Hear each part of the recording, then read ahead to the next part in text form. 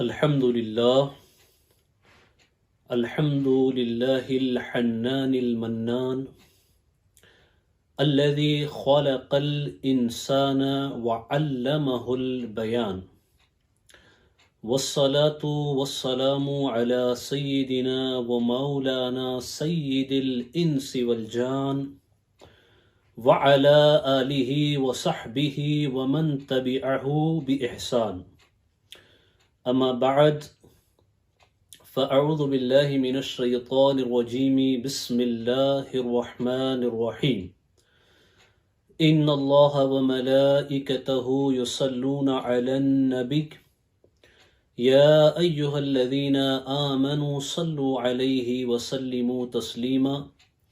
اللهم صل على سيدنا شفينا نبينا حبيبنا ومولانا محمد طب القلوب ودوائها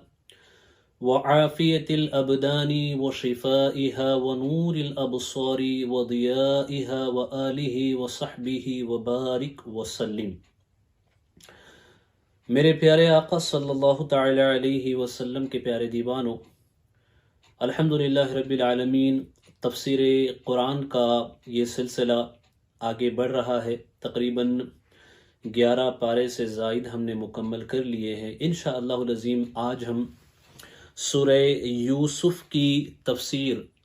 سننے، اس میں پوشیدہ دروس و عبرت سے اپنے لیے جو خزانہ اس میں پوشیدہ ہے دروس و عبرت کا، اسے حاصل کرنے کی سعادت انشاءاللہ العظیم ہم حاصل کریں گے. میرے عزیزوں، چونکہ روزانہ کا ہمارا یہ معمول رہا ہے کہ سب سے پہلے جو ہمارا 1.5 پارہ ہوتا ہے اس کی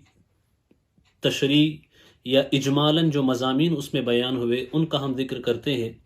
لیکن اب یہ جو صورت ہے سورہ یوسف، یہ پوری صورت حضرت یوسف علیہ السلام کے قصے ہی پر کلام کرتی ہے، ان کے واقعے پر کلام کرتی ہے. تو لہذا ان مضامین کو الگ سے ذکر کرنے کی کوئی خاص ضرورت یہاں نہیں رہ جاتی ہے. تو ہم سیدھے انشاءاللہ العظیم آج سورہ یوسف ہی کی مختلف آیات مختلف جگہوں سے دیکھیں گے اور اس کے ترجمے کو بھی سنیں گے، اور اس قصے سے انشاءاللہ العظیم ہم اپنے دل و دماغ کو مجلہ کریں گے، اور ہمارے لیے جو نصیحت اس میں پوشیدہ ہیں اسے ہم ذہن میں محفوظ کرنے کی کوشش بھی انشاءاللہ العظیم کریں گے. سورہ یوسف کے حوالے سے سب سے پہلے ہمیں یہ جاننے کی ضرورت ہے کہ سورہ یوسف یہ وہ صورت ہے جس میں اللہ نے ایک قصے کو اس قدر طویل کے ساتھ بیان کیا، شاید کسی اور صورت میں کسی قصے کو اس تسلسل کے ساتھ بیان کیا گیا ہو.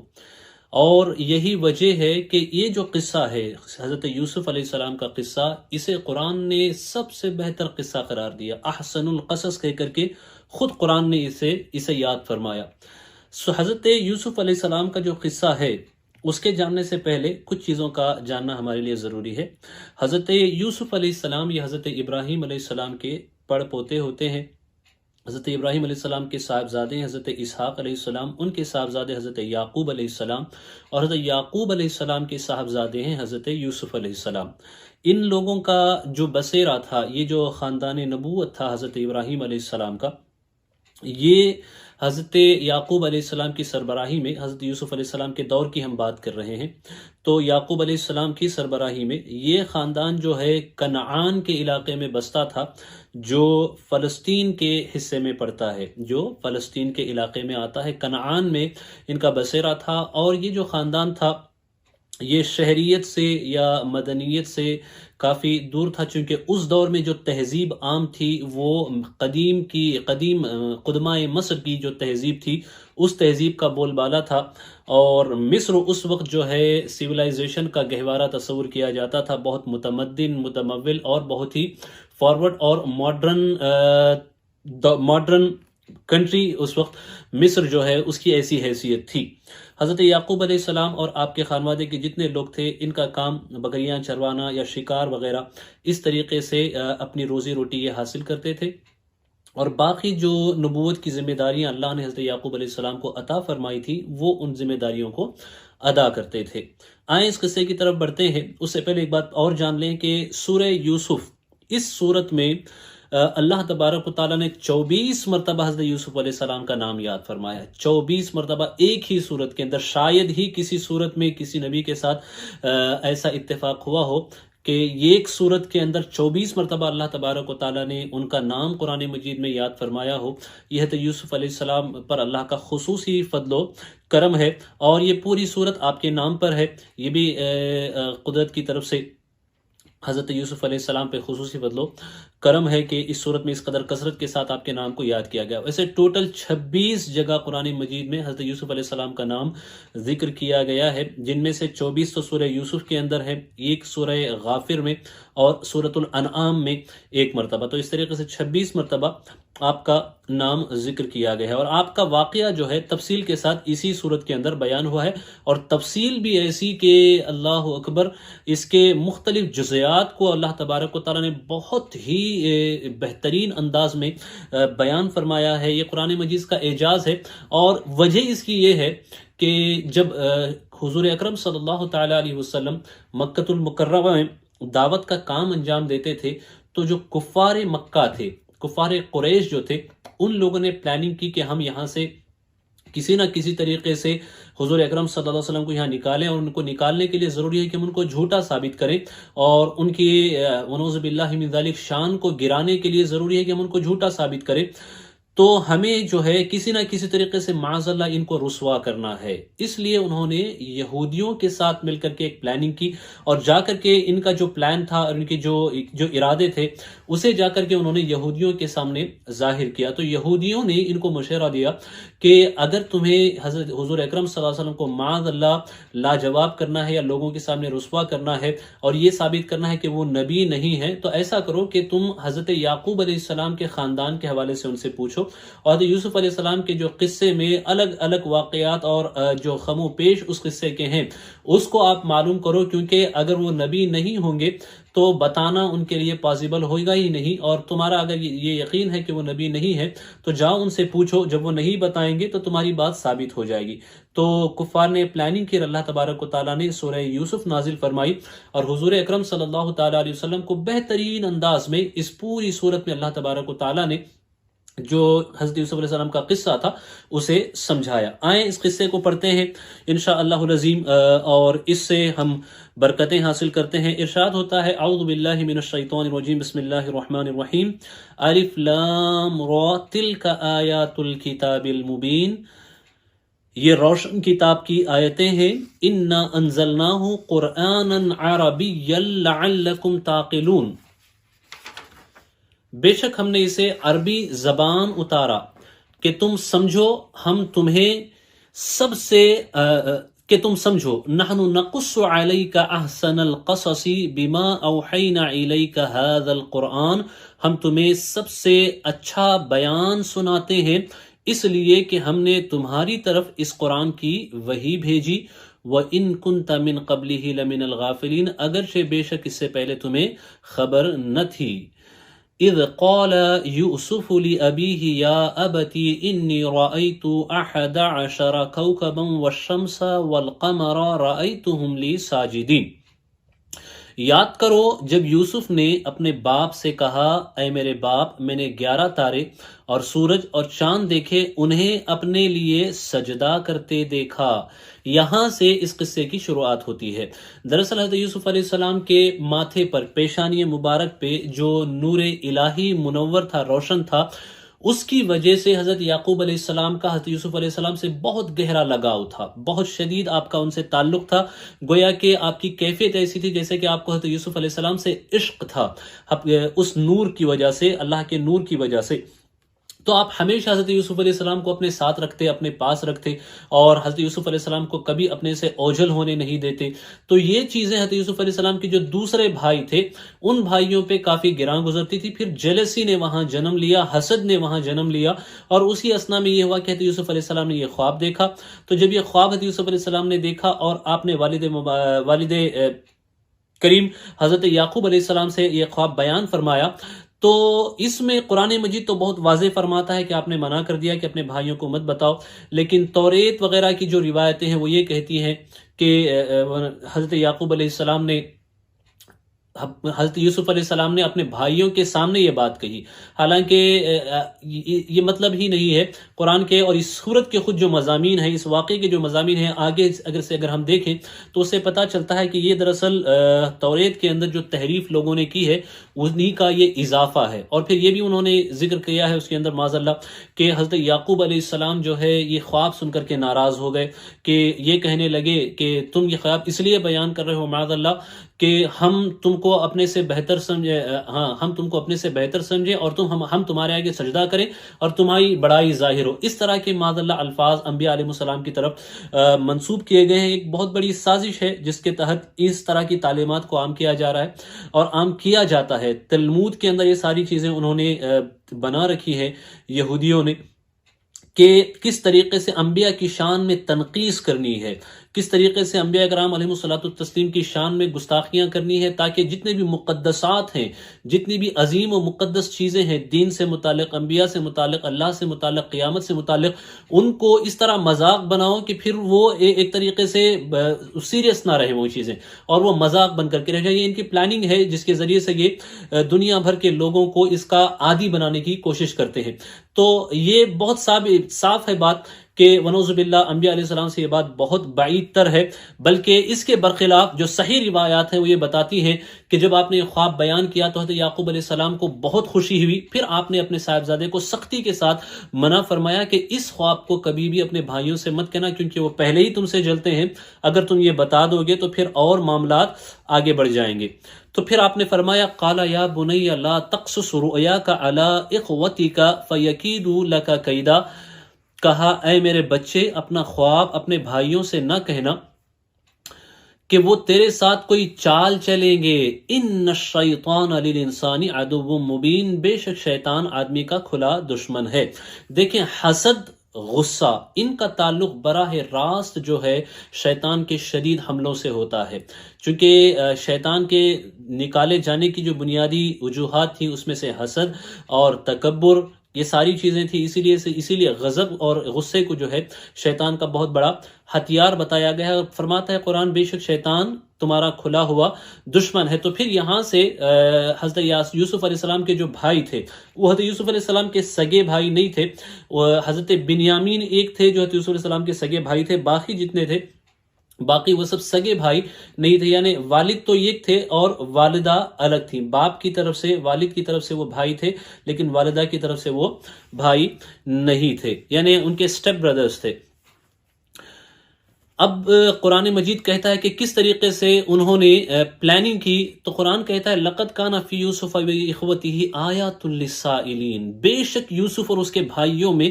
پوچھنے والوں کے لیے نشانیاں ہیں۔ جو سوال کرنے والے ہیں، پوچھنے والے ہیں، چاہے کفار مکہ ہوں، چاہے وہ یہود ہوں، اور بہت سارے سوالات کے جوابات انسان کو اس میں ملتے ہیں جس سے انسان اپنی زندگی سنوار سکتا ہے، اپنی آخرت و عاقبت سنوار سکتا ہے۔ تو ارشاد ہوتا ہے اذ قال لیوسف واخوہ احب الی ابینا منا ونحن عصبا، جب بولے کہ ضرور یوسف اور اس کا بھائی ہمارے باپ کو ہم سے زیادہ پیارے ہیں اور ہم ایک جماعت ہیں، ان ابانا لفی ضلال مبین، بے شک ہمارے باپ صراحتاً ان کی محبت میں ڈوبے ہوئے ہیں۔ اقتلوا یوسف او اطرحوہ ارضا یخل لکم وجہ ابیکم وتکونوا من بعدہ قوما صالحین، یوسف کو مار ڈالو یا کہیں زمین میں پھینک آؤ کہ تمہارے باپ کا منہ صرف تمہاری ہی طرف رہے اور اس کے بعد پھر نیک ہو جانا، یعنی ہم کسی طریقے سے یوسف علیہ السلام کو ہم سے دور کر دیں گے، تو جب دور کر دیں گے تو کچھ دن تو ہمارے والد کو ان کا غم رہے گا، اس کے بعد پھر جو ہے ان کی توجہ ہماری طرف ہوگی اور ہم ان کی توجہ کے مستحق ہو جائیں گے، پھر ہم نیک بن جائیں گے، توبہ کر لیں گے۔ اس طریقے کی باتیں انہوں نے کی، طرح طرح کی پلاننگ کی، کسی نے کہا کہ قتل کرنا ہے، کسی نے کہا کنویں میں پھینک دینا ہے۔ تو ان کے جو بڑے بھائی تھے، ان میں سے جو بڑے تھے وہ کچھ نیک تھے، تو انہوں نے کہا قال قائل منہم لا تقتلوا یوسف والقوہ فی غیابۃ الجب یلتقطہ بعض السیارۃ ان کنتم فاعلین، ان میں یہ کہنے والا بولا یوسف کو مارو نہیں اور اسے اندھے گہرے تاریک کنویں میں ڈال دو کہ کوئی راہ چلتا اسے آ کر لے جائے۔ اگر تمہیں کرنا ہے، اگر تمہیں دور ہی کرنا ہے تو قتل مت کرو، کہیں ایسی جگہ ڈال دو کہ جہاں سے قافلے وغیرہ گزرتے ہوں اور وہ قافلہ وہاں سے گزرتے وقت وہ آئے تو یوسف کو ساتھ میں لے لے، تو تمہارا مقصد بھی پورا ہو جائے گا اور تم بھی قتل سے بچ جاؤ گے اور ہم اپنے بھائی کے قتل سے محفوظ بھی رہیں گے۔ اس طرح کا مشورہ انہوں نے دیا، تو باقی دوسرے لوگوں نے اس مشورے کو پسند کیا اور اسی مشورے پر عمل کرنے کے حوالے سے ان لوگوں نے آپس میں طے کر لیا۔ اب بات یہ تھی کہ کیسے حضرت یعقوب علیہ السلام کے پاس آئیں اور کس طریقے سے یعقوب علیہ السلام سے کہہ کر کے حضرت یوسف علیہ السلام کو ان سے دور لے جائیں، کیونکہ یعقوب علیہ السلام حضرت یوسف علیہ السلام کو دور بھیجتے نہیں تھے، ہمیشہ اپنے ساتھ رکھتے تھے، کیونکہ جانتے تھے کہ یہ حسد کا معاملہ اور حسد کی وجہ سے یہ کچھ بھی میرے بیٹے کے ساتھ کر سکتے ہیں۔ حضرت یعقوب علیہ السلام نگاہ نبوت سے بھی دیکھتے تھے، اپنے تجربے سے بھی دیکھتے تھے کہ حسد جو ہے بہت بہت برے کام کرواتا ہے، کہیں ایسا نہ ہو کہ یوسف کی جان کو نقصان پہنچائے، اس لیے وہ حضرت یوسف علیہ السلام کو ہمیشہ ساتھ میں رکھتے تھے۔ تو وہ آئے والد صاحب کے پاس یعنی یعقوب علیہ السلام کے پاس، تو آ کر کے کہتے ہیں قالوا یا ابانا ما لک لا تأمنا علی یوسف وانا له لناصحون، بولے اے ہمارے باپ آپ کو کیا ہوا کہ یوسف کے معاملے میں ہمارا اعتبار نہیں کرتے، ہم تو اس کے خیر خواہ ہیں، ہم تو یوسف کی بھلائی چاہنے والے ہیں، آپ کیوں ہم پہ بھروسہ نہیں کرتے؟ why don't you trust us, please send Yusuf with us۔ اس طرح کی باتیں وہ آ کر کے کرنے لگے۔ ارسلہ معنا غدا یرتع ویلعب وانا له لحافظون، کل اسے ہمارے ساتھ بھیج دیجئے کہ میوے کھائے اور کھیلے، اور بے شک ہم اس کے نگہبان ہیں، ہم سب ساتھ میں جا رہے ہیں، تو ان کو بھی آپ ہمارے ساتھ روانہ کر دیں کہ کھیلیں گے، یہ ہمارے ساتھ وہاں میوے بھی ہم کھائیں گے اور ہم ان کی حفاظت بھی کریں گے۔ قال انی لیحزننی ان تذهبوا به واخاف ان یأکلہ الذئب وانتم عنہ غافلون، بولا بے شک مجھے رنج دے گا کہ تم اسے لے جاؤ اور ڈرتا ہوں کہ اسے بھیڑیا کھا لے اور تم اس سے بے خبر رہو۔ یعنی حضرت یعقوب علیہ السلام کو پہلے سے ہی یہ چیزیں اندیشہ تھی، وہ ایکسپیکٹ کر رہے تھے کہ ایسا ہی کچھ کریں گے اور وہ جانتے بھی تھے، لیکن آپ نے صراحتاً ان کو نہیں کہا کہ تمہاری پلاننگ کیا ہے، کہ کہیں وہ سیدھے ہی اپوز نہ کرنے لگیں اور وہ اوپنلی جو ہے مخالف نہ ہو جائیں اور پھر کسی اس سے بھی آگے والی حرکت پہ نہ اتر جائیں۔ تو حکمت کے تحت آپ نے ایسا جواب دیا جس میں وہ مقصد بھی پورا ہوتا تھا اور ساتھ ہی ساتھ ان کو تنبیہ بھی کر دی کہ کہیں ایسا نہ ہو، اس کا خیال رکھنا۔ قالوا لئن اکلہ الذئب ونحن عصبۃ انا اذا لخاسرون، بولے اگر اسے بھیڑیا کھا جائے اور ہم ایک جماعت ہیں، جب تو ہم کسی مصرف کسی کام کے نہیں۔ کہنے لگے کہ اے والد محترم ہم تو اتنے سارے لوگ ہیں، اگر ہم سب کی موجودگی میں یوسف علیہ السلام کو اگر بھیڑیا لے جائے تو پھر اس کا مطلب ہم سب ویسٹ ہیں، ہم سب بیکار ہیں، لہذا ہم ایسا ہرگز نہیں ہونے دیں گے، آپ انہیں ہمارے ساتھ بھیج دیں۔ فلما ذهبوا به واجمعوا ان يجعلوه في غيابة الجب واوحينا اليه لتنبئنهم بامرهم هذا وهم لا يشعرون، پھر جب اسے لے گئے اور سب کی رائے یہی ٹھہری کہ اسے اندھے تاریک گہرے کنویں میں ڈال دیں، اور ہم نے اسے وحی بھیجی کہ ضرور تو انہیں ان کا یہ کام جتا دے گا ایسے وقت کہ وہ نہ جانتے ہوں گے۔ یعنی اللہ تبارک و تعالیٰ یہاں ارشاد فرماتا ہے کہ جب ان لوگوں نے اس طریقے کی حرکت کی اور یہ ساری پلاننگ کی تو اللہ تبارک و تعالیٰ نے حضرت یعقوب علیہ السلام کو فرمایا، یعقوب علیہ السلام سے بتایا کہ جب وقت آئے گا انشاءاللہ العظیم تو ہم آپ کو بتا دیں گے، حضرت چاہے وہ بطریق الہام ہو یا بطریق جبرائیل علیہ السلام ہو، ہم آپ کو بتا دیں گے کہ انہوں نے ان کے ساتھ کیا کیا کیا، پھر جو ہے ان کا جو اصل معاملہ ہے اس سے آپ آگاہ ہوں گے۔ وَجَاءُوا أَبَاهُمْ عِشَاءً يَبْكُونَ، اور رات ہوئے اپنے باپ کے پاس روتے آئے۔ قالوا یا ابانا انا ذهبنا نستبق وتركنا يوسف عند متاعنا فأكله الذئب وما أنت بمؤمن لنا ولو كنا صادقين، بولے اے ہمارے باپ ہم دوڑ کرتے نکل گئے اور یوسف کو اپنے اسباب کے پاس چھوڑا تو اسے بھیڑیا کھا گیا، اور آپ کسی طرح ہمارا یقین نہ کریں گے اگرچہ ہم سچے ہوں۔ تو اس طریقے سے آ کر کے بہانے بازی کرنے لگے کہ اے والد محترم ہم آپس میں دوڑنے کا مقابلہ کر رہے تھے، تو دوڑتے دوڑتے ہم کچھ آگے نکل گئے، جو ہمارا لگیج تھا، سامان وغیرہ تھا، وہاں ہم نے یوسف علیہ السلام کو چھوڑ دیا اور سامان کے پاس تھے، ہم چونکہ کافی آگے جا چکے تھے تو بھیڑیا آیا پیچھے سے آ کر کے اس نے یوسف علیہ السلام کو کھا لیا، یہ جھوٹا بہانہ انہوں نے کہا۔ وَجَاءُوا عَلَىٰ قَمِيصِهِ بِدَمٍ كَذِبٍ قال بل سولت لكم انفسكم امرا فصبر جمیل واللہ المستعان علی ما تصفون. اور اس کے کرتے پر ایک جھوٹا خون لگا لائے، کہا بلکہ تمہارے دلوں نے ایک تمہارے واسطے ایک بات تمہارے واسطے بنا لی ہے. جب وہ جھوٹا خون کرتے پہ لگا کر آئے تو حضرت یعقوب علیہ السلام نے ان سے کہا کہ یہ تو تمہارا اپنا کریٹ کیا ہوا بہانہ ہے، تم نے اس بہانے کو تراشا ہے، بلکہ تمہارے دلوں نے ایک بات تمہارے واسطے بنا لی ہے. تو صبر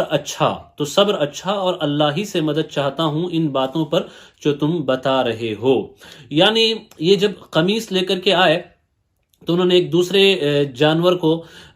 مار کر کے اس کا خون جو ہے حضرت یوسف علیہ السلام کے کپڑے پر، حضرت یوسف علیہ السلام کے قمیص پر ڈال دیا اور لا کر کے انہوں نے حضرت یعقوب علیہ السلام کو پیش کیا. روایتوں میں یہ آتا ہے، روایتوں میں ملتا ہے کہ جب وہ قمیص لا کر کے انہوں نے حضرت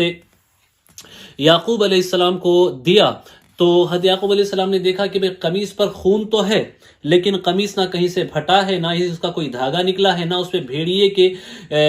جو پنجے ہوتے ہیں اس کے کوئی آثار ہی ہے. تو آپ سمجھ گئے اور آپ نے فرمایا کہ یہ تمہارا بہانہ ہے، اب بس بہترین بات یہی ہے کہ میں صبر کروں. صبر جمیل، بیوٹیفل پیشنس. صبر جمیل کیا ہے؟ صبر جمیل کے حوالے سے فرمایا گیا صبر جمیل اس صبر کو کہتے ہیں جو شکایت سے الگ ہو، جو بغیر شکایت کے ہو، جس میں کوئی کمپلینٹ نہ ہو، جو وداؤٹ کمپلینٹ ہو. یہ صبر جمیل اور بہترین صبر ہے. اور پھر انہوں نے کہا کہ اب اللہ تبارک و تعالیٰ ہی جو ہے مجھے اس کے حوالے سے میں اللہ سے مدد چاہتا ہوں. پھر یہ ہوا کہ جب وہ کنویں میں انہوں نے حضرت یوسف علیہ السلام کو ڈال دیا تو انہوں نے کنویں میں پھینک دیا تھا. ذرا سوچیں اس وقت حضرت یوسف علیہ السلام کی عمر کوئی بہت زیادہ عمر نہیں تھی، ابھی آپ کی بہت ہی چھوٹی سی عمر تھی. تو اس وقت لا کر کے آپ کو انہوں نے اس کنویں میں ڈالا. تو دراصل جب انہوں نے کنویں میں ڈالا تو انہوں نے یہ بھی خیال نہیں کیا کہ چوٹ لگے گی، کیسے ہوگا، یہ ساری چیزوں کا انہوں نے خیال نہیں کیا. لیکن اللہ تبارک و تعالیٰ اپنے مقربین کا خیال فرماتا ہے. روایتیں اس کی طرف اشارہ کرتی ہیں کہ جب کنویں میں ڈالا گیا تو اللہ نے حضرت جبرائیل علیہ السلام کو حکم دیا، پھر فرشتوں کو حکم دیا کہ آپ جائیں اور آہستہ کے ساتھ یوسف علیہ السلام کو اپنے ہاتھوں پہ اٹھا کر، اپنے پروں پہ اٹھا کر کے آہستہ کے ساتھ انہیں کنویں میں اس طریقے سے اتاریں کہ انہیں کوئی چوٹ نہ آئے، انہیں کوئی تکلیف نہ ہو، انہیں کوئی درد نہ ہو. تو پھر یہ ہوا کہ تقریباً 3 دن تک حضرت یوسف علیہ السلام جو ہے اس کنویں میں رہے. 3 دن تک اس کنویں میں رہے. جاءت سیارۃ فارسلوا واردہم فادلی دلوا. ایک قافلہ آیا، انہوں نے اپنا پانی لانے والا بھیجا تو اس نے اپنا ڈول ڈالا. قال یا بسرا ھذا غلام وَأَسَرُّوهُ بِضَاعَةً وَاللَّهُ عَلِيمٌ بِمَا يَعْمَلُونَ. بولا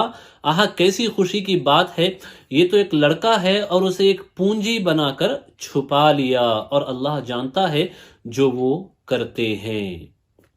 اب دیکھیں دراصل جب انہوں نے حضرت یوسف علیہ السلام کو کنویں میں ڈالا تو اس وقت بھی بھائیوں کے درمیان آپس میں یہ گفتگو ہوئی. روایتیں یہ بھی کہتی ہیں کہ ان لوگوں نے کہا کہ ہم کنویں میں ڈالنے کی بجائے ایسا کہتے ہیں کہ یوسف کو کسی قافلے کے ہاتھ بیچ دیتے ہیں، اس سے پیسہ بھی ہمارے ہاتھ آ جائے گا. اس طریقے کی پلاننگ بھی انہوں نے کی. پھر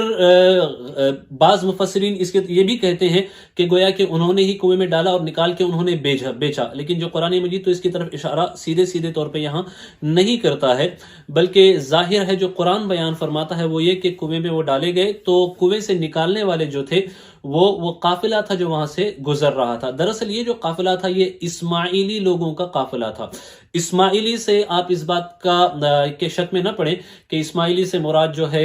یہ شیعہ اسماعیلی جو وہ ہیں، ان کا تو اس وقت کوئی وجود بھی نہیں تھا. یہ اسماعیلی جو ہے حضرت اسماعیل علیہ السلام کی نسل سے جو لوگ تھے ان لوگوں کا قافلہ وہاں سے گزر رہا تھا. اور دراصل یہ جو قافلہ تھا یہ حجازی قافلہ تھا. یہ قافلہ جو حجازی تھا، حجازی اس لیے کہ دریائے نیل کے پاس، دریائے نیل کے کنارے بلکہ بحر احمر سے کا جو کنارہ ہے، ریڈ سی جو ہے اس کا جو کنارہ ہے، یہاں سے اس کے کنارے ملک شام اور یمن تک کا جو علاقہ ہے اس وقت اس علاقے کو مدین کہا جاتا تھا. مدین جس کا ذکر ملتا ہے قرآن مجید میں بھی ملتا ہے، تفاسیر میں بھی ملتا ہے، توریت میں بھی ملتا ہے. تو یہ علاقہ جو تھا یہ مدین کا علاقہ تھا. تو وہاں سے وہ سامان تجارت، مسالے وغیرہ، گرم مسالے وغیرہ کی تجارت کا قافلہ وہ گزر رہا تھا. تو یہ اسماعیلی جو نسل لوگ تھے ان کا یہ قافلہ تھا. تو یہ مدین جو تھے تو اس علاقے کو حجاز اس وقت کہا جاتا تھا. اسی اعتبار سے اس کو حجازی قافلہ کہہ کر کے بھی بعض مفسرین نے ذکر کیا ہے۔ تو پھر انہیں پانی کی جب حاجت پیش ہوئی تو اس میں سے ایک جو قافلے کا ایک فرد تھا، اس نے اپنے غلام کو بھیجا کہ وہ جا کر کے ایک نوکر کو بھیجا پانی لائے۔ تو جب پانی لانے کے لیے انہوں نے ڈول ڈالا تو حضرت یوسف علیہ السلام کو انہوں نے پایا، پھر انہوں نے وہاں سے کنویں سے نکالا۔ یہ تو بہت خوش ہوئے، کیونکہ ایک تو حضرت یوسف علیہ السلام کا حسن ایسا تھا، اتنے خوبصورت تھے، اللہ نے اتنا جمال آپ کو عطا فرمایا تھا۔ آگے کے حصے میں آپ اسے سن سکتے ہیں۔ تو پھر یہ ہوا کہ وہ لے کر کے مصر کی طرف وہ قافلہ آ گیا۔ وَشَرَوْهُ بِثَمَنٍ بَخْسٍ دَرَاهِمَ مَعْدُودَةٍ وَكَانُوا فِيهِ مِنَ الزَّاهِدِينَ، اور بھائیوں نے اسے کھوٹے داموں گنتی کے روپوں میں بیچ ڈالا، اور انہیں اس میں کچھ رغبت نہ تھی،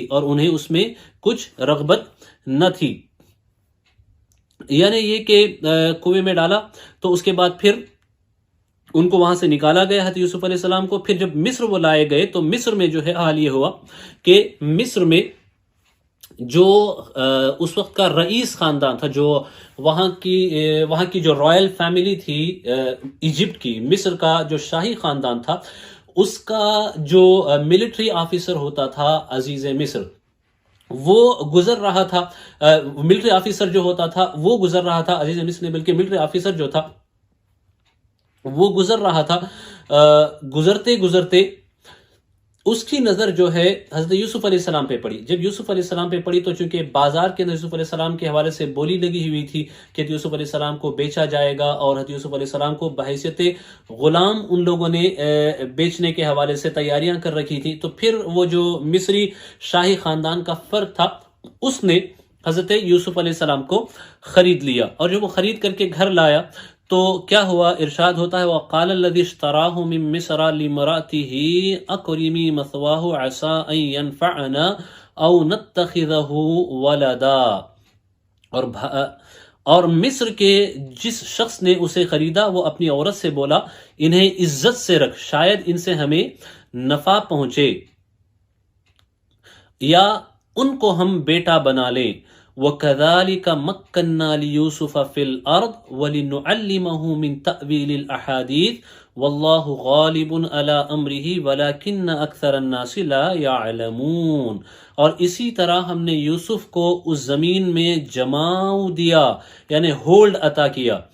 اور اس لیے کہ اسے باتوں کا انجام سکھائیں، خوابوں کی تعبیر اور ان کا کیا رزلٹ ہوتا ہے، نتیجہ وہ ہم سکھائیں۔ اور اللہ اپنے کام پر غالب ہے مگر اکثر آدمی نہیں جانتے، زیادہ تر لوگ نہیں جانتے، ورنہ حقیقت تو یہ ہے کہ اللہ اپنے کام پر غالب ہے، ہوتا وہی ہے جو اللہ تبارک و تعالیٰ چاہتا ہے۔ یہاں دیکھیں سورہ یوسف کی ایک خاص بات یہ ہے کہ ایک تو یہ جگہ یہاں اللہ نے تمکین کا ذکر فرمایا کہ ہم نے زمین میں یوسف کو ہولڈ عطا فرمایا، ان کے لیے راستے بنا دیے، ان کے لیے اس طریقے سے پوزیشن ہم نے بنا دی کہ زمین پہ انہیں ہولڈ دیا یہاں۔ اور دوسری مرتبہ جب بادشاہ مصر جو تھا، اس بادشاہ نے جب آپ کو اپنے طرف بلایا اور پھر آپ کو وزیر خزانہ مقرر کیا گیا، تو اس وقت بھی قرآن مجید یہی کہتا ہے کہ ہم نے اس طریقے سے یوسف کو ہولڈ دیا۔ تو یہ دراصل قدرت کی نشانی ہے کہ آپ دیکھیں کہ حضرت یوسف علیہ السلام چند دن پہلے کس حالت میں تھے، کہ آپ کسی اور کے ظاہری طور پہ ماتحت ہو گئے تھے، غلام بنا کر کے لائے گئے، اور اللہ تبارک و تعالیٰ نے اس غلامی سے نکالا تو فوراً ہی آپ کو ایسا درجہ عطا فرمایا کہ اس وقت مصر کا بہت بڑا جو خاندان تھا، جو شاہی خاندان تھا، اس خاندان میں آپ پہنچ گئے۔ اور جب آپ اس خاندان میں پہنچے تو پھر وہاں غلام یا نوکر کی حیثیت سے نہیں، اس آدمی نے جس نے خریدا تھا اس نے آپ کو اپنے بیٹے کی حیثیت سے وہاں رکھا، اور پھر اپنی بیوی سے کہا کہ ہم ان کو نوکر کے طور پہ نہیں بلکہ اپنے بیٹے کے طور پر رکھیں گے۔ یہاں تک کہ روایتیں بیان کرتی ہیں کہ گھر کے اور دوسرے کاروبار کے جو معاملات ہوتے تھے، وہ سارے معاملات کے حوالے سے یوسف علیہ السلام کو وہ اپنے ساتھ شامل کرنے لگا، اور بہت سارے اہم معاملات وہ یوسف علیہ السلام کے سپرد کرنے لگا۔ تو وہاں سے نکلے اللہ نے فوراً ہی تمکین، کنویں سے نکلے، غلام بنائے گئے، لیکن فوراً ہی اس کے بعد اللہ تبارک و تعالیٰ نے زمین میں ان کو ہولڈ عطا کیا، تمکین فی الارض کی نعمت سے اللہ نے ان کو مالا مال فرمایا۔ اور پھر دیکھیں وَلَمَّا بَلَغَ أَشُدَّهُ آتَيْنَاهُ حُكْمًا وَعِلْمًا وَكَذَلِكَ نَجْزِي الْمُحْسِنِينَ، اور جب اپنی پوری قوت کو پہنچا ہم نے اسے حکم اور علم عطا فرمایا، اور ہم ایسا ہی صلہ دیتے ہیں نیکوں کو۔ وراودته التی، یعنی جب حضرت یوسف علیہ السلام جوان ہو گئے، اسی گھر میں رہتے تھے، اور اسی گھر میں جو ہے اس جس نے خریدا تھا کہ بیوی بھی رہتی تھی، اور حضرت یوسف علیہ السلام کا حسن و جمال ایسا تھا کہ کوئی بھی دیکھے تو دیکھ کر کے فریفتہ ہو جائے، اور کوئی بھی دیکھے حضرت یوسف علیہ السلام کے حسن پہ فدا ہو جائے۔ اللہ نے ایسا حسن و جمال، ایسی خوبصورتی آپ کو عطا فرمائی تھی۔ وراودته التي هو في بيتها عن نفسه وغلقت الابواب وقالت حيت لك، اور وہ جس عورت کے گھر میں تھا اس نے اسے لبھایا کہ اپنا آپا نہ روکے، اور دروازے سب بند کر دیے، اور بولی آؤ تمہیں سے کہتی ہوں۔ قال معاذ اللہ انہ ربی احسن مثوایا انہ لا یفلح الظالمون۔ تو آپ نے فرمایا، آپ نے جو کہا، قرآن اس کی حکایت بیان کرتا ہے، کہا اللہ کی پناہ، وہ عزیز تو میرا رب یعنی پرورش کرنے والا ہے، اس نے مجھے اچھی طرح رکھا، بے شک ظالموں کا بھلا نہیں۔ یعنی جب عزیز مصر کی بیوی نے یہ مطالبہ کیا کہ اپنی خواہش کی تکمیل کرنی اس نے چاہی حضرت یوسف علیہ السلام کے ساتھ، تو حضرت یوسف علیہ السلام نے سختی کے ساتھ منع فرمایا اور کہا کہ میں اللہ کی پناہ چاہتا ہوں، تم کیسی بات کر رہی ہو؟ جس تمہارے شوہر نے میرے ساتھ اتنا بہترین سلوک کیا، اگر میں اس کی امانت میں خیانت کروں تو یہ تو ظلم ہوگا، ونعوذ باللہ میں ظالموں میں سے نہیں ہونا چاہتا، اور اللہ تبارک و تعالیٰ ظالموں کو کبھی بھی کامیاب نہیں کرتا۔ آپ نے منع کیا لیکن وہ ماننے کے لیے تیار نہیں تھی، اس نے اصرار کیا اور اس نے عزم کر لیا کہ کسی نہ کسی طریقے سے یوسف علیہ السلام کو وہ لبھا کے رہے گی۔ قرآن آگے اسے بیان فرماتا ہے، وَلَقَدْ هَمَّتْ بِهِ وَهَمَّ بِهَا لَوْلَا أَن رَأَىٰ بُرْهَانَ رَبِّهِ، اور بے شک عورت نے اس کا ارادہ کیا، اور وہ بھی عورت کا ارادہ کرتا اگر اپنے رب کی دلیل نہ دیکھ لیتا۔ كَذَلِكَ لِنَصْرِفَ عَنْهُ السُّوءَ وَالْفَحْشَاءَ إِنَّهُ مِنْ عِبَادِنَا الصَّالِحِينَ، ہم نے یوں ہی کیا کہ اس سے برائی اور بے حیائی کو پھیر دیں، بے شک وہ ہمارے چنے ہوئے بندوں میں سے ہے۔ اب یہاں دیکھیں قرآن مجید نے جو فرمایا لولا ارآ برہان ربی، اس کے حوالے سے تو فرمایا کہ عورت نے تو مکمل ارادہ کر لیا، لیکن حضرت یوسف علیہ السلام کے حوالے سے کیا کہ وہ بھی عورت کا ارادہ کرتا کیا نہیں، لو سے ذکر کیا، یعنی شرط لگا کر کے ذکر کیا کہ اگر اللہ کی نشانی کو نہ دیکھتا، اللہ انہیں نہ بچاتا تو ایسا ہوتا کہ وہ ارادہ کر لیتے۔ مطلب یہ کہ آپ نے ایسا ارادہ نہیں کیا، کیونکہ اللہ جنہیں اپنا مقربین بناتا ہے ان کی حفاظت کے انتظامات بھی اللہ تعالیٰ کرتا ہے۔ روایت اس کے حوالے سے مختلف ہیں، ایک روایت میں یہ ہے کہ ایک فرشتے نے آ کر کے آپ کو اس وقت آگاہ کیا، اور ایک روایت میں یہ بھی ہے کہ برہان ربی سے مراد جو ہے یہ ہے کہ اللہ نے آپ کو نبوت کے منصب پہ سرفراز فرمایا تھا، نبی اللہ نے آپ کو بنانا تھا، اب نبی آپ کو اللہ نے بنایا تھا، تو آپ چونکہ اللہ کے نبی تھے تو نبوت یہ دلیل تھی اللہ تبارک و تعالیٰ کی طرف سے، تو اس دلیل نبوت کی برکت سے اللہ تبارک و تعالیٰ نے آپ کو اس سے بچایا، چونکہ اللہ تبارک و تعالیٰ انبیاء علیہ السلام کو ہر خطا سے معصوم رکھتا ہے اور دور رکھتا ہے، اور وہ ہر طرح کی صغیرہ کبیرہ برائی سے معصوم ہوتے ہیں، انبیاء علیہ السلام بھی اور فرشتے بھی۔ اور ایک روایت یہ بھی ہے کہ حضرت یعقوب علیہ السلام کا چہرہ آپ کے سامنے ظاہر ہوا اور آپ نے اشارہ فرمایا کہ یہ سازش ہے، یہ شیطان کا معاملہ ہے، اپنے آپ کو اس سے بچائیں۔ تو اس طریقے سے اللہ تبارک و تعالیٰ نے حضرت یوسف علیہ السلام کو اس کام سے بچایا، پھر وہاں سے آپ بھاگنے لگے۔ جب یہ دیکھ لیا کہ اب عورت ماننے کے لیے تیار نہیں ہے، یہ تو بالکل ہی گلے پڑ گئی، تو آپ وہاں سے بھاگنے کے لیے آپ تیار ہوئے۔ وَاسْتَبَقَ الْبَابَ وَقَدَّتْ قَمِيصَهُ مِن دُبُرٍ وَأَلْفَ يَا سَيِّدَهَا لَدَى الْبَابِ، اور دونوں دروازے کی طرف دوڑے اور عورت نے اس کا کرتا پیچھے سے چیر لیا، اور دونوں کو عورت کا میاں دروازے کے پاس ملا۔ اب یہاں پہ دیکھیں کہ وہ بھی جو ہے ونعوذ باللہ یہ ارادہ کر چکی تھی کہ مجھے اپنی خواہش کی تکمیل کرنی ہے، اور حضرت یوسف علیہ السلام اپنے آپ کو بچانا چاہتے تھے، تو جب وہ قریب ہوئی تو آپ وہاں سے دوڑ پڑے، تو جب آپ دوڑ پڑے تو وہ بھی آپ کے پیچھے پیچھے دوڑ پڑی۔ بعض روایتوں میں آتا ہے کہ آپ ایک ایک دروازے کے سامنے جاتے اور اللہ تبارک و تعالیٰ کے حکم سے دروازے کھلتے چلے جاتے، دروازہ چونکہ بند کر دیے گئے تھے۔ وغلقت قرآن مجید خود ہی کہتا ہے کہ وغلقت الابواب، کے دروازے اس نے بند کر دیے تھے. تو پھر جیسے جیسے آپ دروازے کے قریب جاتے اللہ کی برکت سے اللہ کے فضل و کرم سے دروازے آپ کے لیے کھلتے جاتے اور آپ نکلتے ہوئے آگے سے گزرتے گئے. پھر اس نے آپ کے قمیص پر پیچھے سے ہاتھ ڈالا. اتنا ہونا تھا کہ آخری دروازے پہ آپ پہنچے تو جو عورت کا شوہر تھا عزیز مصر وہ سامنے کھڑا ہوا تھا. ایک روایت میں یہ ہے کہ عزیز مصر کی جو بیوی تھی، بیوی کا چچا زاد بھائی، وہ بھی جو ہے عزیز مصر کے ساتھ تھا. جب دروازے پہ پہنچے تو قرآن نے وہ شہیدہ شاہدم جو کہا ہے، تو بعض مفسرین اور بعض لوگ یہ کہتے ہیں کہ شاہد سے مراد وہ ہے، اور بعض اس کے حوالے سے یہ بھی فرماتے ہیں کہ یہ جو شاہد جس کا قرآن مجید آگے جس کا ذکر ہے، ہم آگے اسے سنیں گے. ارشاد ہوتا ہے قالت ما جزاء من اراد باہلک سوءا الا ان يسجن او عذاب علیم. جب دیکھ لیا عورت نے کہ شوہر بالکل سامنے کھڑا ہے اور ایسی حالت میں ہم دونوں ہیں کہ شوہر کو ہم اس وقت کیا جواب دیں، تو فوراً عورت نے، عزیز مصر کی بیوی نے اپنا پندیرا رنگ بدلا اور رنگ بدل کر کے بولی کیا سزا ہے اس کی جس نے تیری گھر والی سے بدی چاہی، مگر یہ کہ قید کیا جائے یا دکھ کی مار. اپنے آپ کو بچانے کے لیے اور ساری تہمت معاذ اللہ رب العالمین حضرت یوسف علیہ السلام پہ ڈالنے کے لیے اس طرح کے جملے اس نے ادا کیے. قال ہی راودتنی عن نفسی وشہد شاہد من اہلہا، یعنی کہا اس نے مجھ کو لبھایا کہ میں اپنی حفاظت نہ کروں، کہا اس نے مجھ کو لبھایا کہ میں اپنی حفاظت نہ کروں. اور عورت کے گھر والوں میں سے ایک گواہ نے، عورت کے گھر والوں میں سے ایک گواہ نے گواہی دی. اور گواہی بھی کیسے دی ذرا دیکھیں تو صحیح. اللہ اکبر. یہ تو بعض لوگوں نے یہ کہا ہے کہ وہ جو چچا زاد بھائی تھا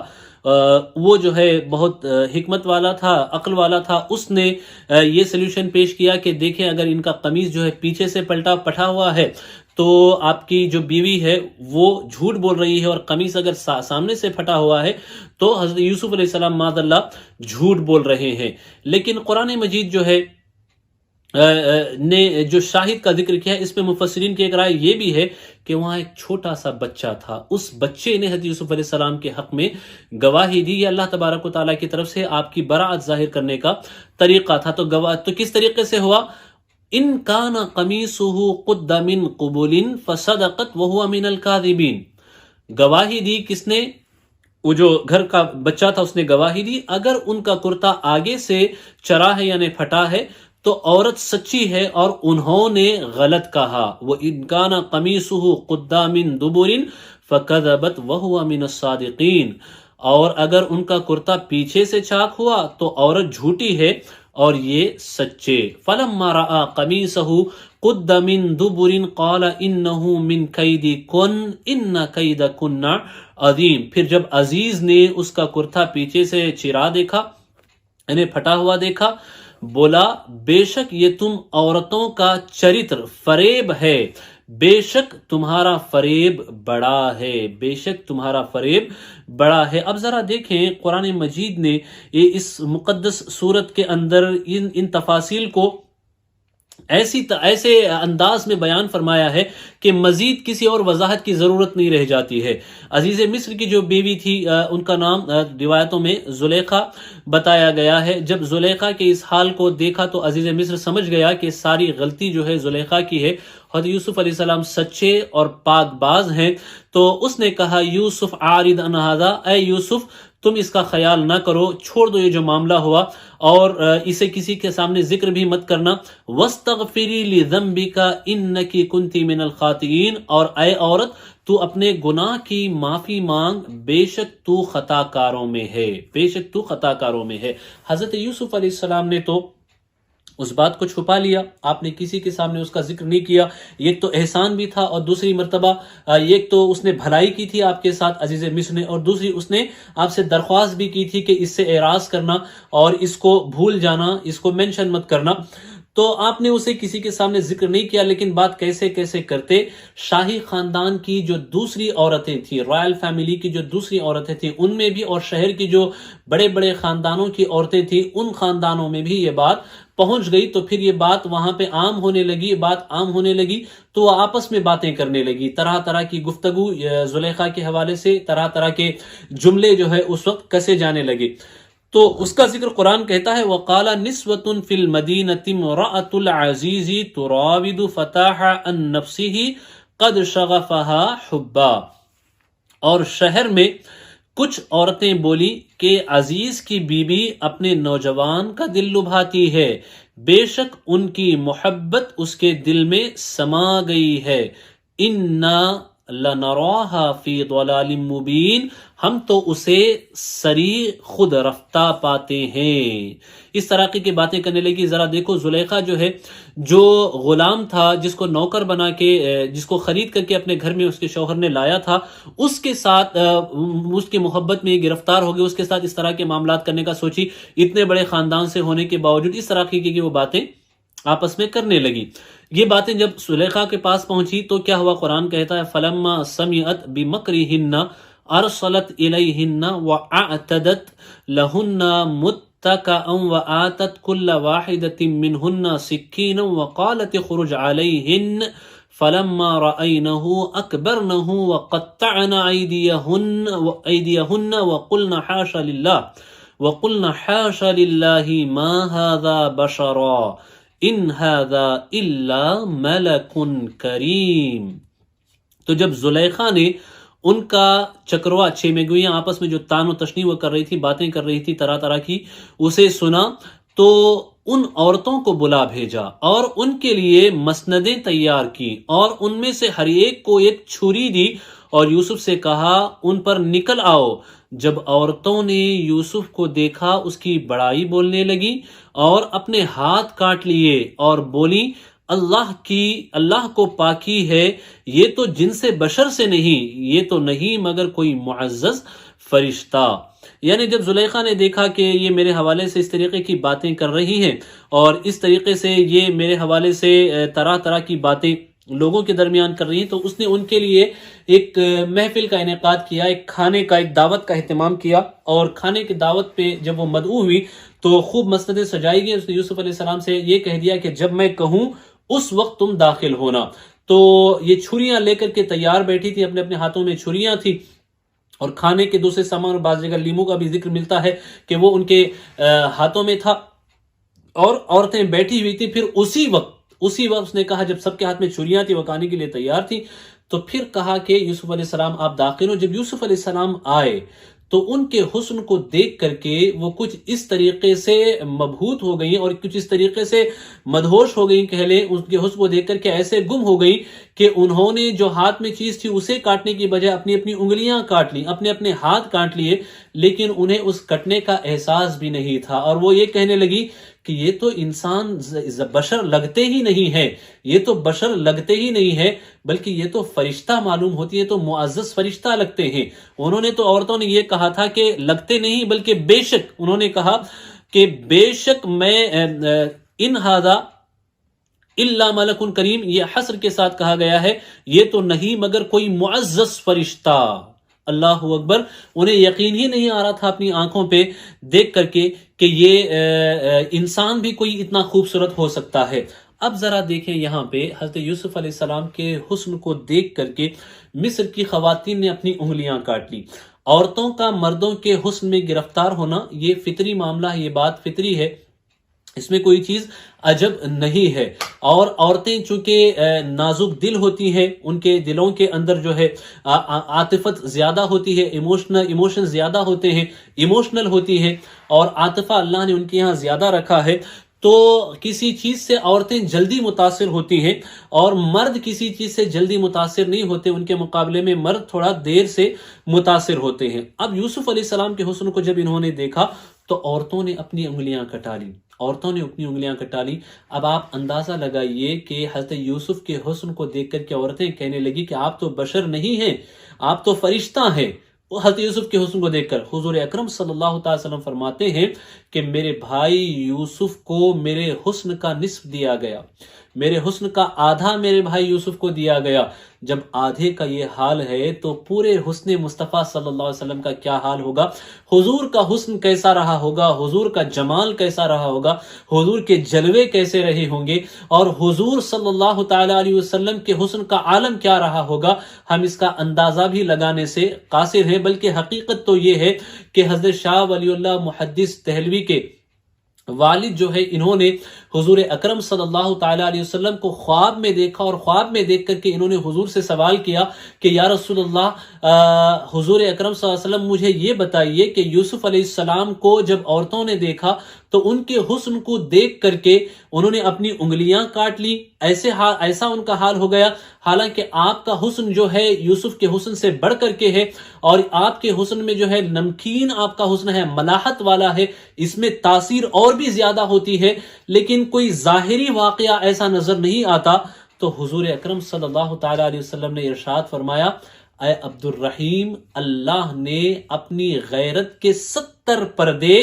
میرے چہرے پر، میرے حسن پہ ڈال رکھے ہیں۔ جو بھی مجھے دیکھتا ہے ان پردوں سے دیکھتا ہے، ان پردوں کے پیچھے سے دیکھتا ہے، کوئی مجھے براہ راست میرے حسن کو نہیں دیکھ سکتا۔ یہی وجہ ہے کہ صحابہ کہتے ہیں کہ جب کب حضور کو دیکھتے تو ہم ہاتھ ایسے کر لیا کرتے، پھر ہاتھ کے درمیان، انگلیوں کے درمیان کی جو صحن ہوتی تھی، جگہ ہوتی تھی، اس سے دیکھتے، کیونکہ کہیں کبھی کبھار ہم کو یہ اندیشہ ہوتا کہ جو نور حضور کے چہرے سے آ رہا ہے اس سے ہماری آنکھیں نہ خیرہ ہو جائیں، ہم اس طریقے سے ہاتھ رکھ کے دیکھا کرتے تھے۔ ماں عائشہ صدیقہ رضی اللہ تعالیٰ عنہ فرماتی ہیں کہ اگر تاریک کمرے میں میری سوئی گر جاتی تو میں مصطفیٰ کریم صلی اللہ تعالی علیہ وسلم کے چہرے کی جو نور کی روشنی ہوتی، اس نور کی روشنی میں اس سوئی کو میں اٹھا لیا کرتی۔ یہ حال تھا حضور کے حسن کا، یہ شان تھی مصطفیٰ کریم صلی اللہ علیہ وسلم کے حسن کی۔ اب یہاں تو عورتیں صرف انگلیاں کٹاتی ہیں، لیکن میرے نبی کے حسن کا حال یہ ہے کہ مردان عرب اپنی گردنیں مصطفیٰ کے حسن پہ قربان کرتے ہوئے نظر آتے ہیں۔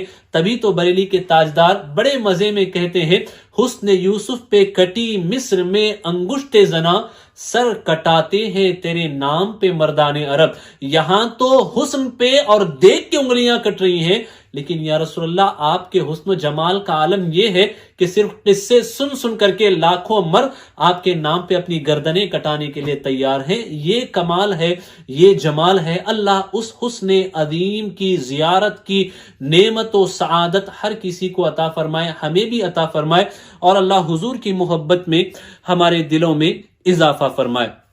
آئیں آگے کی باتیں سنتے ہیں۔ پھر جب یہ معاملہ ہوا تو اس کے بعد زلیخا کیا کہتی ہیں؟ قالت فذلکن الذی لمتننی فیہ ولقد راودته عن نفسه فاستعصم ولئن لم يفعل ما آمره لیسجنن او لیکون من الصاغرین۔ زلیخا نے کہا تو یہ ہے وہ جن پر تم مجھے طعنہ دیتی تھی، یعنی یہاں آنے سے پہلے تم تو بہت باتیں کرتی تھی کہ زلیخا یوسف کے حسن میں گرفتار ہو گئی، اب کہاں گئے تمہاری وہ باتیں؟ تم خود بھی تو وہی ہوئی کہ تم خود بھی ان کے حسن میں ایسے، ان کے حسن کو دیکھ کر ایسے بے قابو ہوئی کہ اپنے ہاتھ تم نے کاٹ لیے، اب کہاں گئی وہ تمہاری باتیں؟ اور بے شک میں نے ان کا جی لبھانا چاہا تو انہوں نے اپنے آپ کو بچایا، اپنے آپ کی انہوں نے حفاظت کی، اور بے شک اگر وہ یہ کام نہ کریں گے جو میں ان سے کہتی ہوں تو ضرور قید میں پڑیں گے اور وہ ضرور ذلت اٹھائیں گے۔ یہ زلیخا کے اپنے طرف سے دعوے اور ارادے تھے کہ زلیخا نے واضح کر دیا کہ اب ایسا نہیں ہے کہ میں نے ایک مرتبہ اٹیمپٹ کیا تو انہوں نے نہ مانا تو میں چھوڑ دوں گی، ایسا نہیں ہے، بلکہ اب میں مزید کوشش کروں گی، ان کو میری بات ماننی ہی ہوگی، اور جو میں ان سے کہوں گی ان کو تسلیم کرنا ہوگا، ایکسیپٹ کرنا ہوگا، اگر نہیں کریں گے تو میں انہیں قید میں ڈال دوں گی۔ اس کے بعد حالات یہ ہوئے کہ وہ عورتیں جو مصر کے شاہی خاندان کی اور معزز گھرانوں کی سب آئی تھیں، دیکھی، اب تقریباً وہ سب کی سب حضرت یوسف علیہ السلام کے حسن پہ ایسے فریفتہ ہو گئی، اور ان کے دلوں میں حضرت یوسف علیہ السلام کے حسن کا کچھ ایسا اثر ہوا کہ وہ سب حضرت یوسف علیہ السلام سے قربت چاہتی تھی، ونعوذ باللہ من ذالک۔ اور یہ ہر کسی کے حوالے سے، ہر کسی کی یہ خواہش، ہر عورت کی جو آ کے دیکھ گئی تھی یہ خواہش ہونے لگی، اور یہ زلیخا سے ان چیزوں کا ذکر کرتی اور زلیخا کو بار بار ابھارتی اور حضرت یوسف علیہ السلام کے خلاف، چونکہ حضرت یوسف علیہ السلام کی بات نہیں مانتے تھے، ان کی جو خواہش تھی اسے ہرگز ماننے کے لیے تیار نہیں تھے، اور وہ اپنی پاک دامانی کی حفاظت فرماتے۔ تو انہوں نے، ان عورتوں نے بھی بار بار ابھارنا اور اکسانا شروع کیا زلیخا کو۔ تو پھر زلیخا نے کہا کہ اگر یہ میری بات نہیں مانیں گے تو میں ان کو قید کر دوں گی۔ تو جب حضرت یوسف علیہ السلام نے یہ باتیں سنی تو آپ نے کیا کہا؟ قرآن کہتا ہے قال رب السجن احب الی مما يدعوننی الی والا تصرف عنی کیدہن اصب الیہن واکن من الجاہلین۔ یوسف نے عرض کی اے میرے رب، مجھے قید خانہ زیادہ پسند ہے اس کام سے جس کی طرف یہ مجھے بلاتی ہیں، جس برائی کی طرف، گناہ کی طرف یہ بلاتی ہیں، اس سے بہتر تو قید خانہ ہے، پریزن ہی اس سے بہتر ہے۔ میں قید میں رہ لوں گا لیکن میں ان کی بات کو نہیں مانوں گا، اور اگر تو مجھ سے ان کا مکر نہ پھیرے گا تو میں ان کی طرف مائل ہوں گا اور نادان بنوں گا۔ ذرا سوچیں، یہ جو عورت کے اندر مرد کو مائل کرنے والی ایک جو صفت ہوتی ہے، یہ جو نیچر ہوتا ہے، یہ جو چیز ہوتی ہے، وہ ہر عورت کے اندر قدرتی طور پہ رکھی گئی ہے، اور فطری طور پہ مرد عورت کی طرف مائل ہوتا ہے، نیچرلی مرد جو ہے عورت کی طرف اٹریکٹ ہوتا ہے۔ تو حضرت یوسف علیہ السلام نے کہا کہ یا اللہ، اگر تو مجھے نہیں بچائے گا تو بچنے کی کوئی سبیل نہیں، تو ہی میری حفاظت کرنے والا ہے۔ فاستجاب له ربه، اور دباؤ بہت زیادہ حضرت یوسف علیہ السلام پر ان عورتوں کی طرف سے، زلیخا کی طرف سے بڑھنے لگا، تو آپ نے اپنے رب سے مدد چاہی۔ فاستجاب له ربه فصرف عنه كيدهن انه هو السميع العليم، تو اس کے رب نے اس کی سن لی اور اس سے عورتوں کا مکر پھیر دیا، بے شک وہی ہے سنتا جانتا، بے شک وہی ہے سنتا جانتا۔ ثم بدا لهم من بعد ما رأوا الآيات ليسجننه حتى حين، پھر سب کچھ نشانیاں دیکھ دکھا کر پچھلی مت انہیں یہی مناسب سمجھا، یعنی یہی بات ان کو مناسب لگی کہ ضرور ایک مدت تک اسے قید خانہ میں ڈال دیں۔ یعنی یہاں پہ معاملہ دراصل یہ تھا کہ جب معاملات ایسے ہو گئے کہ خواتین، بہت ساری خواتین حضرت یوسف علیہ السلام پہ دباؤ بنانے لگی، زلیخا بھی دباؤ بنانے لگی، تو یہ بات وائرل ہو گئی، پھیل گئی آپس میں۔ تو عزیز مصر جو تھا اس نے یہ خیال کیا کہ اب بہتر یہی ہے کہ اس معاملے کو دبانے کے لیے، اس معاملے کو ٹھنڈا کرنے کے لیے ایک وقت تک کے لیے حضرت یوسف علیہ السلام کو ان عورتوں سے دور ہی کر دیں، لہذا حضرت یوسف علیہ السلام کو قید خانے میں ڈال دیا گیا۔ کوئی گناہ نہیں تھا، ونعوذ باللہ من ذالک، کوئی جرم نہیں، کوئی خطا نہیں، ظلماً آپ کو قید میں ڈالا گیا۔ اسی لیے احادیث مبارکہ میں ذکر ملتا ہے، حضور اکرم صلی اللہ تعالی علیہ وسلم بیان فرماتے ہیں کہ کیا صبر تھا یوسف کا، کہ اس جیسا صبر، ان جیسا صبر کہیں دیکھنے کو نہیں ملتا، کہ اتنے عرصے قید خانے میں رہے پھر بھی اللہ تبارک و تعالیٰ کی بارگاہ میں کوئی شکایت کا جملہ اپنی زبان پہ نہیں لائے، اور شاکر و صابر بن کر کے قید کی ساری صعوبتیں آپ نے برداشت کی، جبکہ آپ کو بے گناہ قید کیا گیا تھا، ظلماً آپ کو قید کیا گیا تھا، بغیر کسی گناہ کے آپ کو قید کیا گیا تھا۔ وَدَخَلَ مَعَهُ السِّجْنَ فَتَيَانِ قال احدهما انی ارانی عاصر خمرا وقال الاخر انی ارانی احمل فوق رأسی خبزا تأکل الطیر منه نبئنا بتأویلی انا نراک من المحسنین۔ قرآن کہتا ہے کہ پہلے اس کو سمجھ لیں آپ، دراصل جب یوسف علیہ السلام کو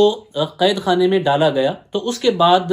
شاہی محل میں کچھ حادثات پیش آئے، کچھ انسیڈنٹ پیش آئے۔ انسیڈنٹ کچھ ایسے پیش آئے کہ دو لوگ تھے، ایک ایسا بندہ تھا جو بادشاہ کو، شاہی خاندان کے لوگوں کو پلایا کرتا تھا اور جوس وغیرہ سرو کیا کرتا تھا، جام وغیرہ وہ سرو کیا کرتا تھا، ایک وہ بندہ تھا، اور دوسرا جو قید خانے کا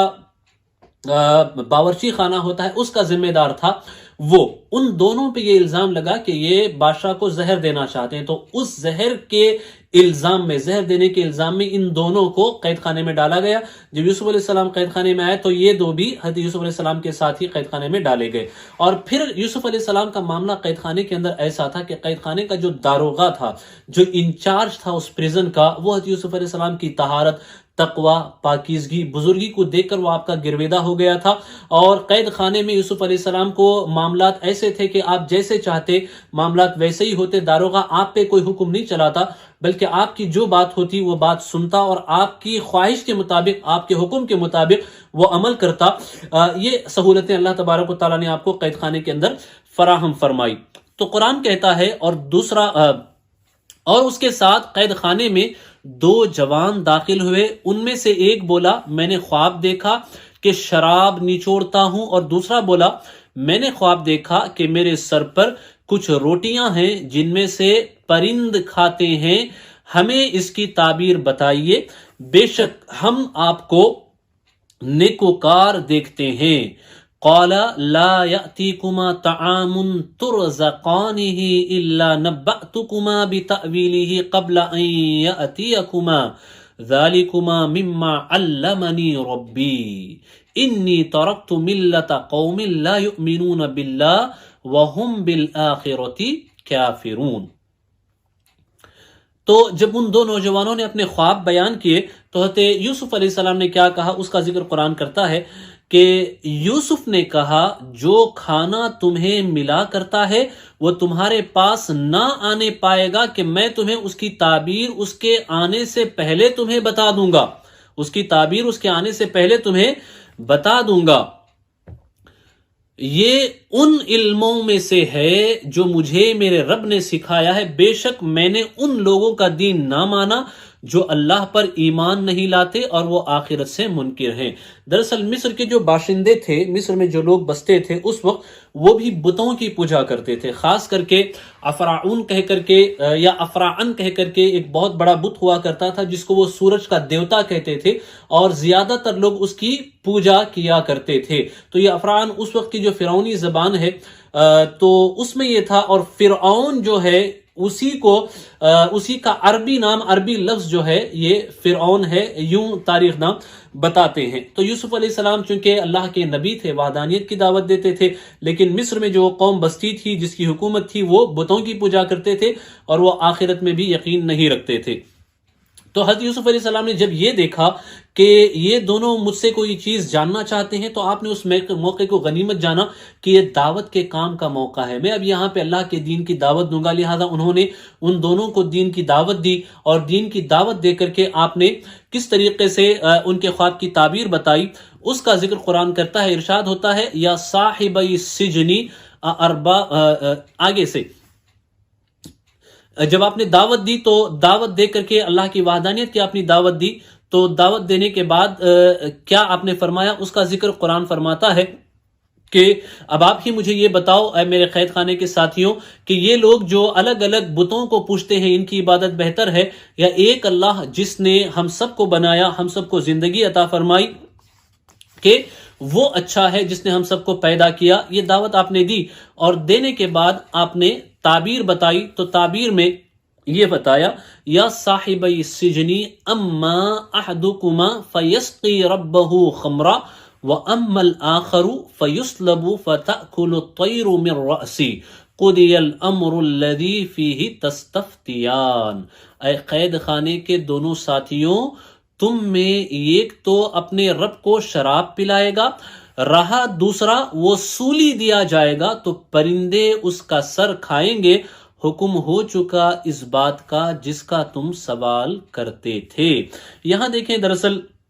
اس پہ مفسرین کی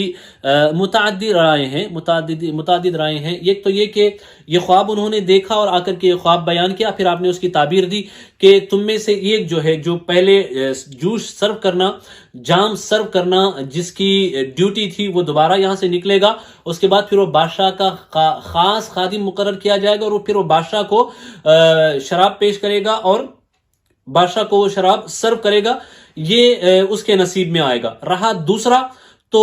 یہ اس کے حوالے سے بتایا کہ دیکھو فیصلہ تو یہاں ہو چکا ہے کہ تم یہاں سے نکالے جاؤ گے، تمہارا جرم بھی ثابت ہوگا اور تمہیں سولی پہ لٹکایا جائے گا اور تمہاری لاش کو چھوڑ دیا جائے گا اور پرندے آ کر کے تمہارے سر کو نوچ نوچ کر کے کھائیں گے۔ ایک تو یہ ہے، اور دوسری ایک روایت یہ بھی یہاں پہ بیان کی گئی ہے کہ یہ جو دوسرا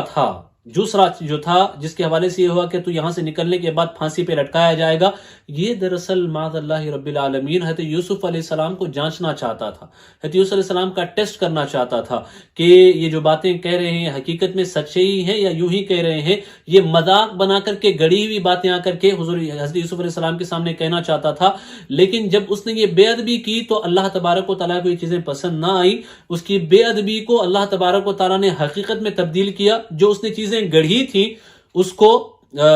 ایسا ہی معاملہ اس کے ساتھ پیش آیا۔ ایک روایت یہ بھی بیان کی گئی ہے کہ بے ادبی کی اس کو سزا ملی اور وہ لٹکایا گیا، اور پھر اسے جو ہے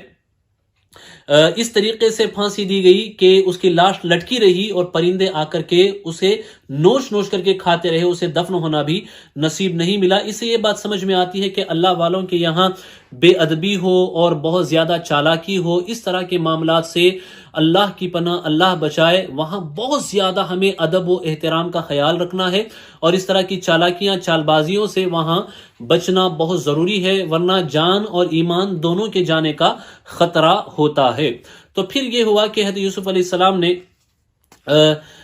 جو دوسرا ان کا ساتھی تھا اس سے کہا کہ تم یہاں سے جب جاؤ گے تو جا کر کے بادشاہ کے پاس اس کا ذکر کرنا۔ قرآن کہتا ہے وَقَالَ لِلَّذِي ظَنَّ أَنَّهُ نَاجٍ مِّنْهُمَا اذْكُرْنِي عِنْدَ رَبِّكَ فَأَنْسَاهُ الشَّيْطَانُ ذِكْرَ رَبِّهِ فَلَبِثَ فِي السِّجْنِ بِضْعَ سِنِينَ۔ اور یوسف نے ان دونوں میں سے جسے بچتا سمجھا، یعنی جو رہائی پانے والا تھا، اس سے کہا اپنے بادشاہ کے پاس میرا ذکر کرنا، تو شیطان نے اسے بھلا دیا کہ اپنے بادشاہ کے سامنے یوسف کا ذکر کرے، تو یوسف کئی برس اور جیل خانے میں رہا۔ تو یہی ترجمہ جو اعلیٰ حضرت نے کیا ہے، ماشاءاللہ کتنا زبردست ترجمہ ہے، جو تفاسیر کی ترجمانی کرتا ہے، دوسری تفاسیر کی ترجمانی کرتا ہے، چونکہ بعض تفاسیر یہاں یہ بتائی گئی ہے کہ یہ جو بھولنا ہے، یہ بھولنا دراصل حضرت یوسف علیہ السلام کی طرف تھا، شیطان نے یوسف علیہ السلام کو بھلا دیا۔ ونعوذ باللہ من ذالک، انبیاء علیہ السلام شیطان کے مکر و فریب سے محفوظ ہوتے ہیں، معصوم ہوتے ہیں۔ تو یہ تفسیر جو اعلیٰ حضرت نے کی ہے، تو شیطان نے جو بھلایا وہ اس شخص کو بھلایا جو قید خانے سے رہا ہو کر کے گیا تھا، یوسف علیہ السلام کو نہیں۔ تو پھر یہ ہوا کہ جب وہ گیا، جا کر کے وہ بادشاہ کے پاس رہا اور وہ بادشاہ کی خدمت میں لگا رہا، تو اسی اثنا میں ایسا ہوا کہ جو بادشاہ تھا مصر کا بادشاہ تھا، اس نے ایک خواب دیکھا۔ وہ خواب بھی بڑا عجیب و غریب خواب تھا۔ وہ خواب قرآن مجید نے بیان فرمایا ہے۔ وَقَالَ الْمَلِكُ انی ارا 7 بقرات سمان یأکلہن 7 عجاف و7 سنبلات خضر واخر یابسات۔ اور بادشاہ نے کہا میں نے خواب میں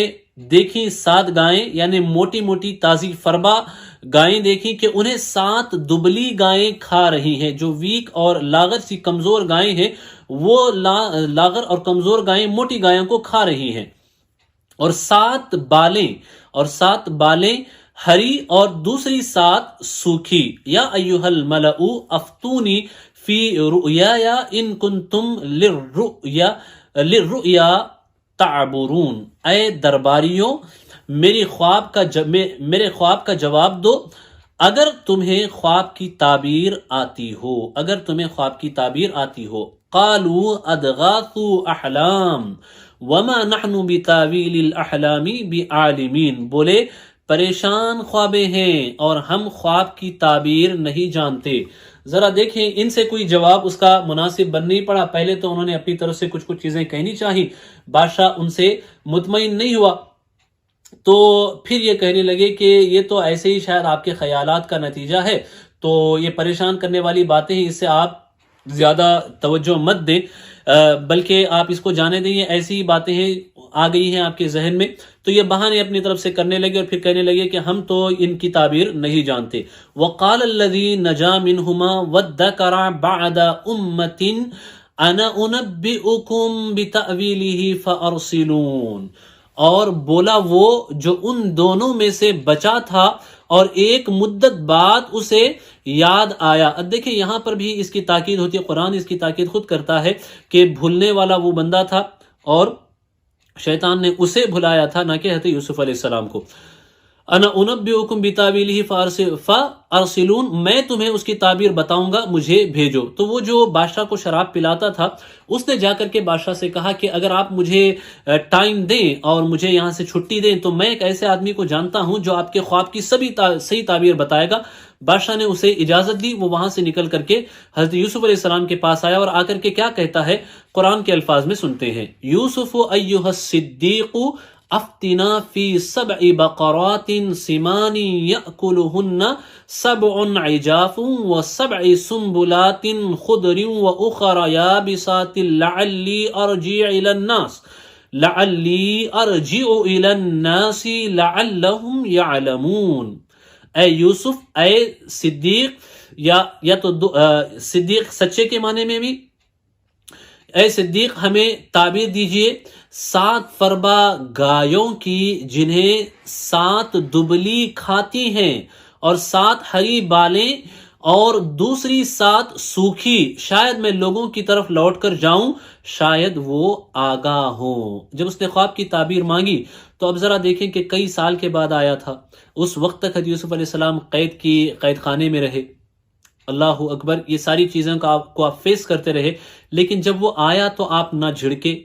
نہ آپ نے غصہ کیا، نہ آپ نے منع کیا، اور نہ آپ نے یہ کہا کہ جا میں تجھے تعبیر نہیں بتاؤں گا، تو نے کیوں ذکر نہیں کیا، بلکہ جیسے وہ آیا تو ایک حل تلاش کرنے کے لیے آیا تھا، سلیوشن کے لیے آیا تھا۔ تو اللہ والوں کی شان تو یہی ہے کہ وہ لوگوں کی مصیبتیں، پریشانیاں پہلے دور کرتے ہیں، اور اپنے سامنے جو بھی پریشان کن سچویشنز ہوتی ہیں ظاہری طور پہ ان کی طرف وہ اتنا التفات نہیں کرتے۔ تو آپ نے بغیر کچھ چونو چرا کے اس خواب کی تعبیر بتا دی۔ تو تعبیر کیسے بتائی؟